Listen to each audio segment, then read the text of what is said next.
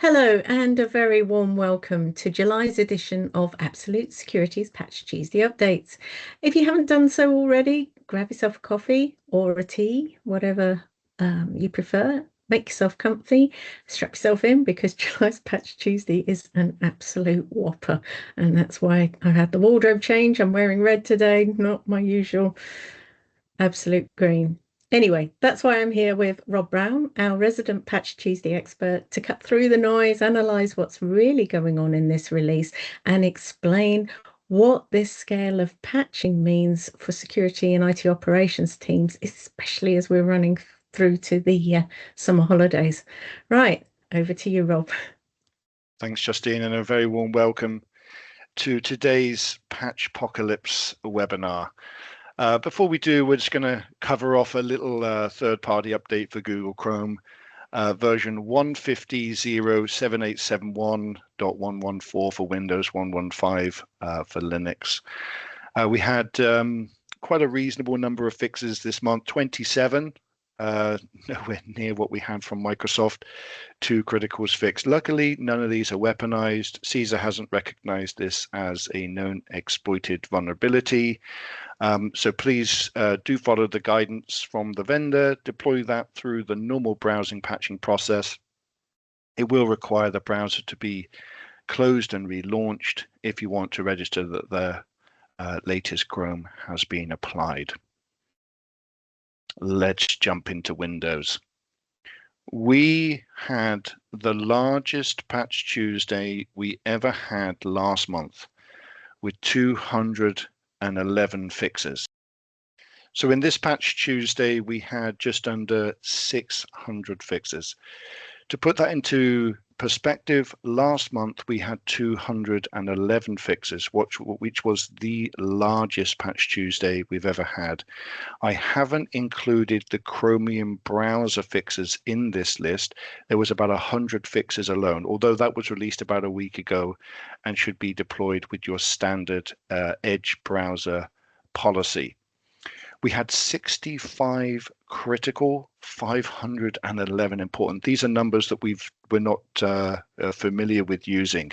We don't know what the impact to the operating system will be with this many fixes. We will be covering some strategies today on how to carefully deploy in a phased way these fixes because the size of the updates will be much larger and reboots will be required. We have 45 that are more likely to be weaponized, 2 are weaponized, and 1 is public aware. Now, what I'm happy to say is we don't have a huge number of weaponized vulnerabilities to the complete release.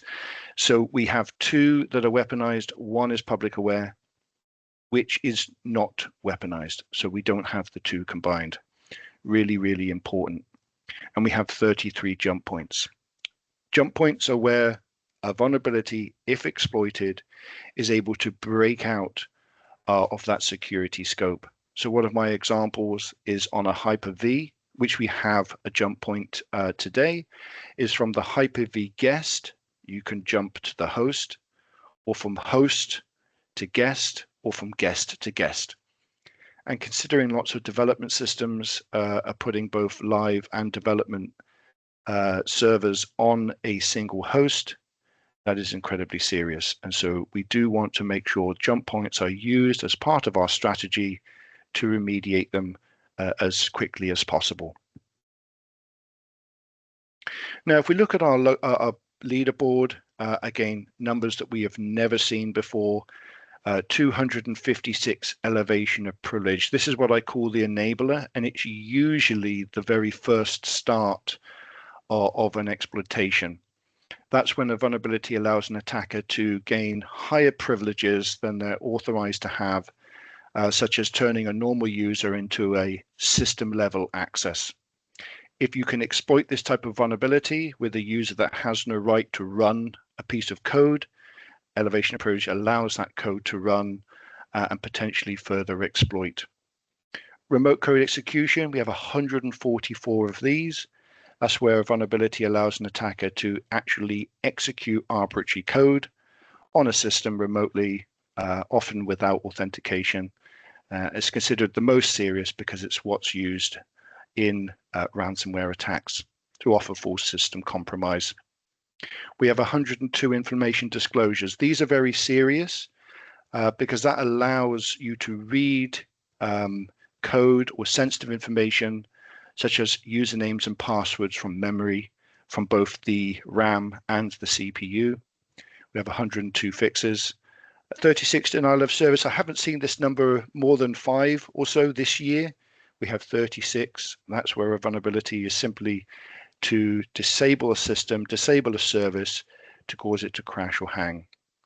17 feature bypasses and 16 spoofings. These are very similar vulnerabilities. One is allowing you to bypass an entry point to a system that is supposed to be there to stop you from accessing something. The spoofing is pretending you are someone you are not.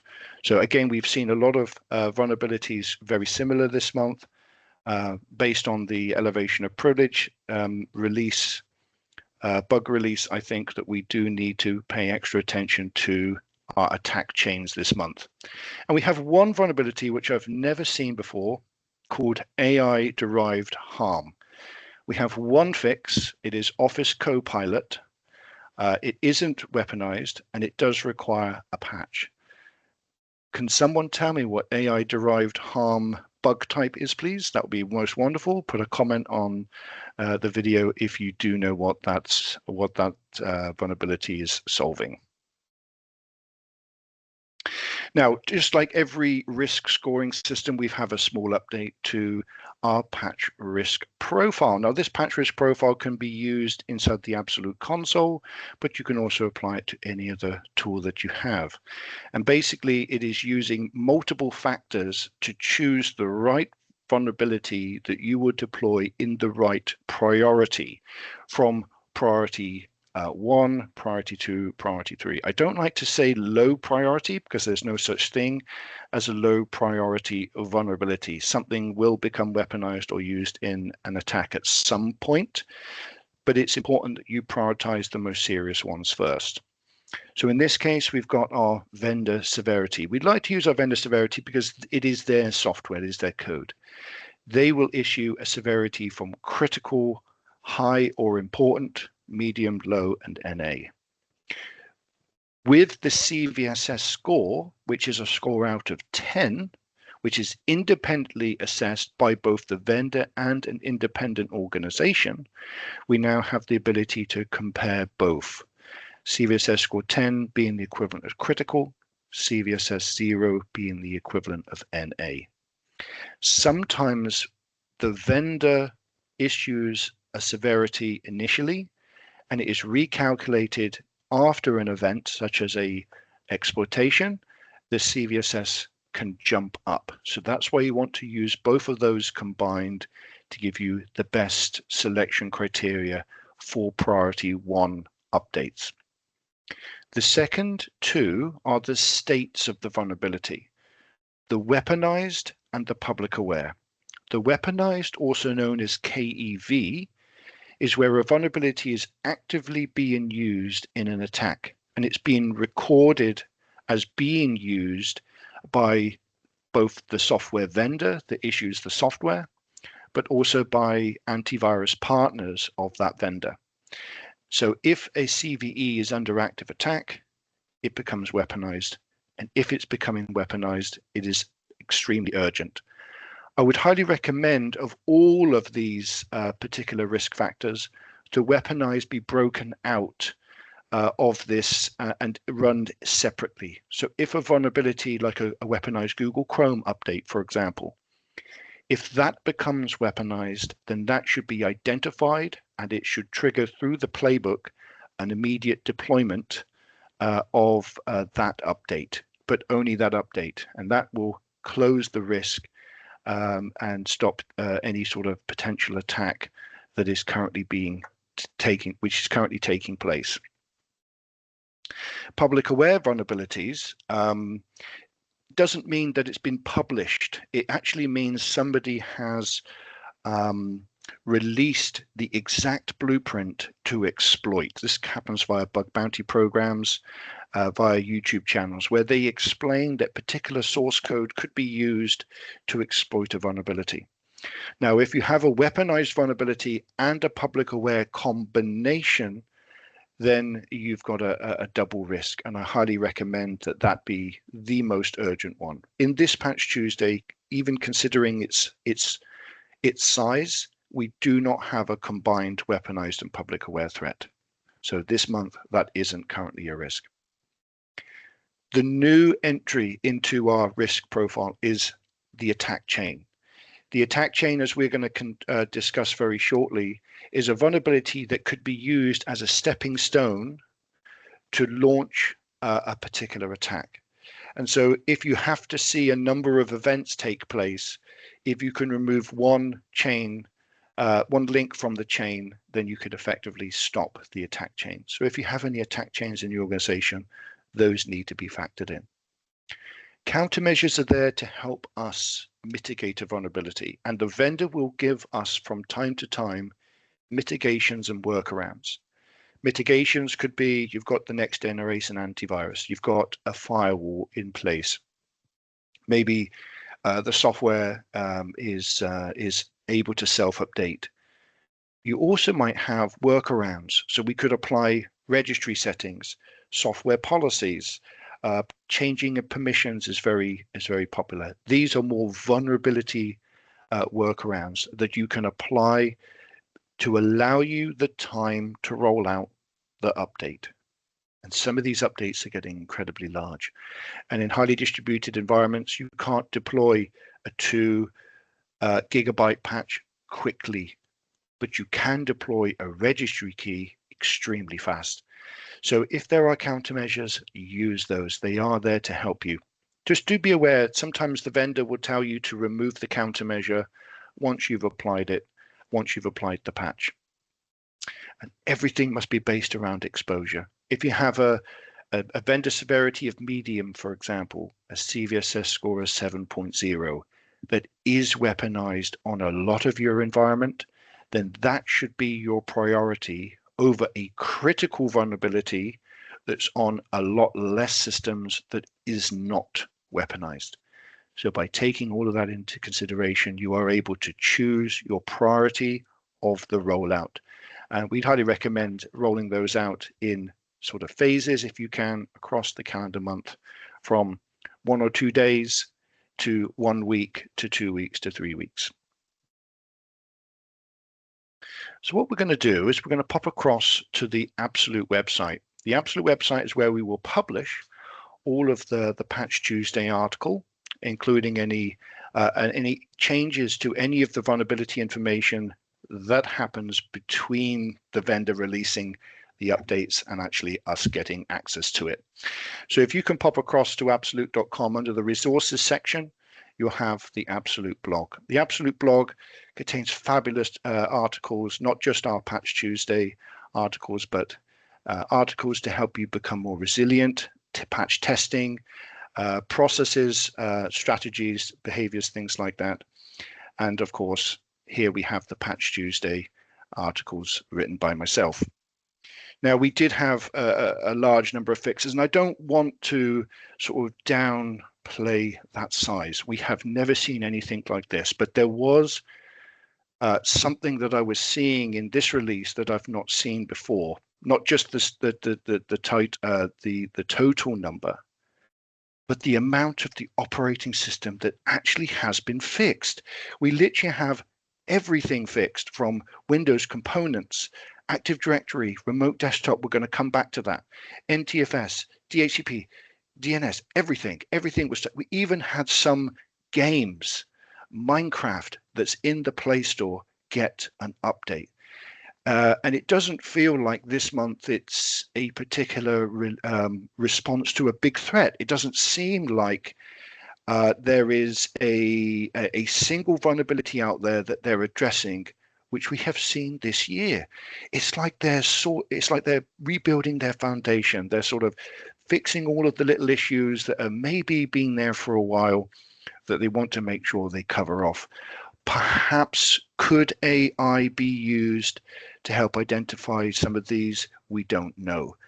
But this number of fixes is either with the assistance of AI, or that development team has just been working 24 hours to find all of these bugs, and hopefully we won't have another repeat of patch Tuesday like this before ever again. So once again, I can't really pull out a particular vulnerability of interest. Just the type of vulnerabilities that are being addressed here is more like rebuilding a solid foundation. Now, we do have a few that I do want to call out specifically. And in Patch Tuesday, we often have some of the offending vulnerabilities might have a CVSS score or weaponized status. Well, I'd actually like to look at the Windows services, anything to do with the Windows protocols. Identity platforms, of course, are extremely important. Don't ignore the fact that Microsoft has rated some of these critical. If they form an attack chain, then we need to address the attack chain by some of the vulnerabilities, even if the severity is not critical. So please do make sure that you look at all of those factors when considering your patching strategy. Now, half of these were elevation of privilege, and as we've mentioned on this webinar series, elevation of privilege is the enabler. It allows you to elevate permissions from effectively no permissions to full system privilege. Combine that with the remote code execution, 144 fixes, and you have a perfect pairing of vulnerabilities to actually fully exploit a system, to fully compromise it. So that is why it's extremely important that we do take those into consideration. So what can we do to reduce the risk? Those particular vulnerabilities, one of which is remote desktop. Remote desktop is still there. In fact, we've had a lot of brute force attacks more recently with remote desktop. Remote desktop is there for assisting, very popular in the SCCM WSUS. Remote assist is another remote desktop technology. In an unsolicited format, you're able to remotely call a device and to access remote desktop. It also can be password protected, and it can be secured with security and certificates. Personally, this is one of the foundations I would recommend. Patch remote desktop urgently. But there's a lot of opportunity for hardening remote desktop as well. You don't have to have it turned on until you need it. So let's say you have an IT department, a C staff, POS systems in retail. You don't need remote desktop enabled until you need it. Implement a policy where your playbook turns off remote desktop. Then when you need it, remotely turn it on, perform the remote desktop capability, turn it off when you're done. It takes but 5 seconds to enable it and 5 seconds to turn it off. So after you've patched it, think about hardening. Is there a way to secure your organization where remote desktop is used and actually is quite susceptible to those types of attacks? We also have vulnerabilities in NTFS. This is the disk security system that is used to read and write files on the system. It really is a huge, broad system of fixes. So what I'd like you to do is take a look at the download sheet we're about to take a look at. Identify some of those that are in your organization and prioritize based on the risk. See if you can find the attack chain. If you can see the attack chain, mark that as a priority. So to be the hero this month, you need to review the full release, prioritize any remote desktop, as I mentioned, especially Microsoft Office. Microsoft Office, big call out for Microsoft Office. There's about 22 or 25 vulnerabilities for Microsoft Office, including Outlook, Excel, Word, that are exploitable with a preview pane. Preview pane meaning you simply need to look at an email. You don't even need to open a document. If you just preview it, if there is a embedded code, unfortunately, that is one way that you can fall victim without even opening that phishing attempt. Close the elevation of privilege in any of the patches that are required in your organization. Do prioritize, of course, the weaponized and public aware. It is on 5, so it's strange that it's at 5, but actually there are more things at play here that we need to urgently prioritize over that. And of course, if you can, don't not deploy an update in fear of the impact, the negative impact of causing an issue with your devices. Prioritize a resilient strategy as well, so that in the event an update causes end user disruption, you can roll it back at scale. If the system is negatively impacted and has to be restored at scale, build that type of resilience, because downtime is serious and recovery speed really matters when that happens, especially at scale. The July download PDF is yours to download. Go ahead and download that. We're going to cover a few things, but there are 34 pages of vulnerabilities. Usually we get 3 or 4. We have 34 pages.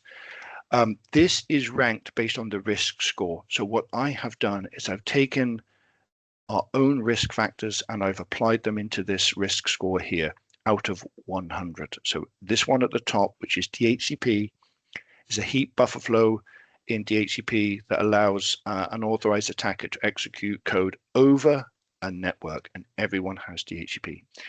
This is critical. It is a CVSS of 9.8 with a risk score of 98. Just one example of many that are extremely serious with an exploitation more likely. If you have servers, this will be priority 1 in your list.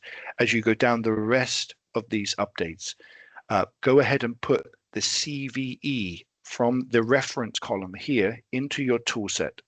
If you have a high exposure to this across your organization, go mark that appropriately in your action plan. And that will help you to choose the right patches to remediate across your organization. You won't be able to deploy them all, but what you will be able to do is deploy them incredibly efficiently. By using this risk score, you'll be able to choose the vulnerabilities that matter the most, because your environment is unique like no other. Lastly, the Windows lifecycle couldn't come at a worse time, but we have some Windows life cycles coming to end of life, and I know some of these projects do take time to upgrade operating systems. Windows 10 year 1 is ending this year. You need to start preparing for year 2. That's ESU year 2. That is a special license that you need to order from Microsoft and have your devices licensed with it.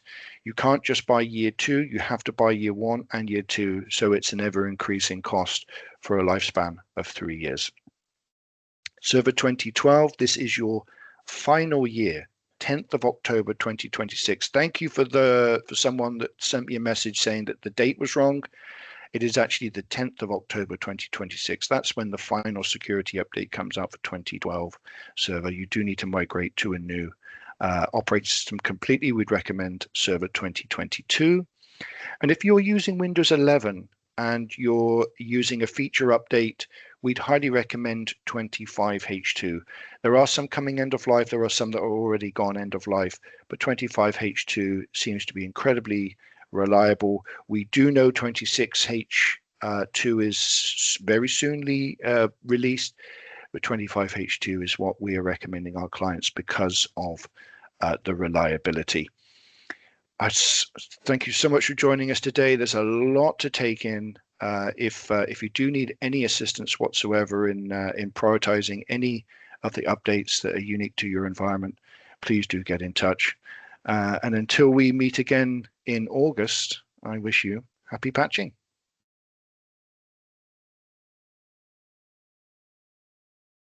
Thanks so much, Rob. There's a lot to unpack there, isn't there? While you were talking, I did a quick squint at the Microsoft forum, and this is what I found from there. So an instance of AI doing harm. What it means is the harm comes through the AI instead of attacking the device directly. So an attacker abuses the AI assistant to get access to information or influence actions. So if you don't execute this patch, an attacker could be able to trick Copilot into doing something it shouldn't, like revealing information or acting on malicious instructions. So we'll put a note under the video to that conversation on the forum so you can read up more on that. And of course, we're going into holiday season, aren't we? So if that is in your horizon, if you're about to go abroad or stay at home, don't forget some basic tips. If you're using your machine in public, have optical protection on your screen, have physical protection, make sure it's locked away when you're not using it, and of course, password protection so that nobody else can get into your machine. And of course, before you travel, make sure everything's backed up and make sure your machine's properly patched. If you want to access your corporate network and you haven't got an SSE or a SASE solution in place, then at least use a trusted VPN. Be very careful which networks you're using and Wi-Fi, of course. And ask yourself, do you really need to set up an out-of-office response? Because this can be used by bad actors to generate spear phishing attacks. So a simple forward may be better and more secure. And if you have inbound requests that involve colleagues who are away on holiday, really be suspicious, take 5, verify any actions that you need to do, pay an invoice or whatever, use a phone call to do that. And of course, don't trust any devices that are left lying around. When you go into a hotel room, it can be that somebody's left a charging device or a cable lying around. Don't just leave it where it is. Do not use it because you could have malware injected into your device without you even knowing. If you'd like to see what automated verified patching really looks like, we have a webinar coming up in conjunction with Security Buzz, and this is in particular looking at what happens when your security tools, your security agents on your machines fail, which we know from our own research that this can happen up to 20% of the time. So if you want to know what that looks like in real life, you can sign up for the webinar using the QR code on the screen. Anyway, thanks for joining us. Thanks so much for your help, Rob. That's great. And we'll see you in August.